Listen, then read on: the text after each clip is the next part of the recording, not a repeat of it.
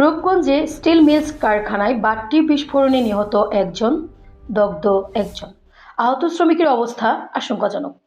নারায়ণগঞ্জের রূপগঞ্জ উপজেলার মঈনকুলি এলাকায় অবস্থিত বিক্রমপুর স্টিল মিলস কারখানায় লোহা গলানোর বাট্টি বিস্ফোরণে এক শ্রমিক নিহত ও আরেক শ্রমিক গুরুতর দগ্ধ হয়েছেন। নিহত শ্রমিকের নাম আলম হোসেন এবং দগ্ধ শ্রমিক বরকত। দগ্ধ বরকতকে চিকিৎসার জন্য জাতীয় বার্ন ও প্লাস্টিক সার্জারি ইনস্টিটিউটে ভর্তি করা হয়েছে, যেখানে তার অবস্থা আশঙ্কাজনক বলে জানিয়েছেন চিকিৎসকরা। ঘটনাটি ঘটে গত রাত আনুমানিক 2টার দিকে।